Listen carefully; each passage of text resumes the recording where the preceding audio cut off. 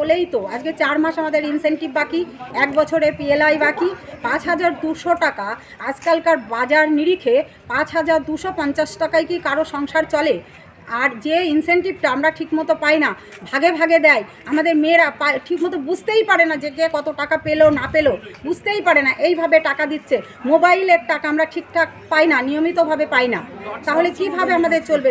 ডসের টাকা, জল পরীক্ষার টাকা, আমাদের মেলায় ডিউটি, খেলায় ডিউটি, বিনা পারিশ্রমিকে সমস্ত ডিউটি আমাদেরকে দিয়ে করিয়ে নেওয়া হয়, কিন্তু কোনো পারিশ্রমিক আমাদের দেওয়া হয় না, কোনো কিছু দেয় না, কোনো কিছু দেয় না। আমরা যেটুকুনি কাজ করি, যে আমরা ইনসেন্টিভ পাই, সেইটুকুই আমরা আজকে 4 মাস পাইনি।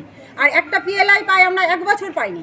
আমাদের 6 মাসের উপরে ফোনের রিচার্জ টাকা পাইনি। 200 টাকা রিচার্জ খরচ দেয়, সেটাও নিয়মিত আমরা পাই না। কিন্তু এখন কি আছে 200 টাকায় নেট দিয়ে রিচার্জ খরচ হয়?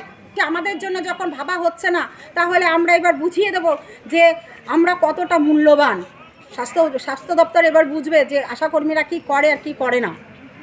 তাদের বেতন দেওয়া হয় না, সারা দিন অক্লান্ত পরিশ্রম করে দিন রাত 24 ঘন্টা সারা খেটে বেড়াচ্ছে, খাটছে। তারা ন্যূনতম বেতন পায়, সেটাটুকু তারা পাচ্ছে না। টোটালি আমাদের কাজ কর্মবিরতি 23 তারিখ থেকে, কালকে থেকে আমাদের শুরু হয়েছে।